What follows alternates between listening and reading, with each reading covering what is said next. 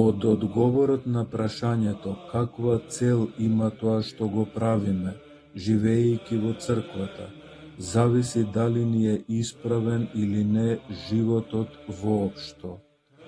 Да речеме, луѓето постат, читаат житија, да не набројуваме понатаму. Сето тоа може да има смисла само доколку се прави во духот на Христовите зборови. Возлюби го Бога со сето свое срце. Во што би се состоел погрешниот пристап? Погрешно е кога се вели дека горе набројаните нешта се прават за да станеме подобри луѓе. Ако црквата имаше за цел да не направи подобри луѓе, тогаш ќе немаше потреба да се воплоти Христос. За да се биде добар, доволно е да се следат одредени правила. Црквата не учи да бидеме само добри луѓе. Да се биде добар човек е природно. Тоа е ниво на забавиште и ништо не сме направиле ако не сме или не станеме добри луѓе.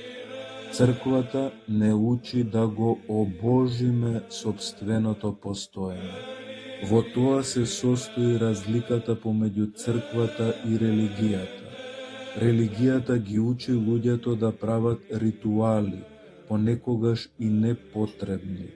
Црквата учи и е работилница на обожение на човекот.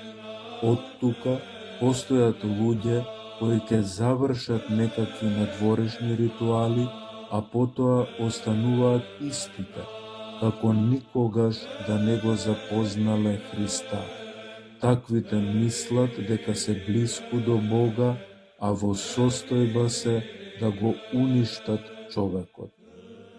Да се соединиме во љубовта со Христа, да го обожиме нашето постоење, е централната тема во теологијата на светиот Григорий Палама, кому му е посветена втората недела од Великденскиот пост.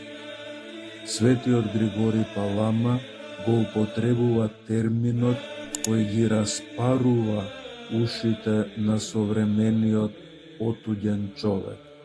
Термин кој го изразува не антрополошкиот минимализам, туку антрополошкиот максимализам, а тоа е терминот обожение.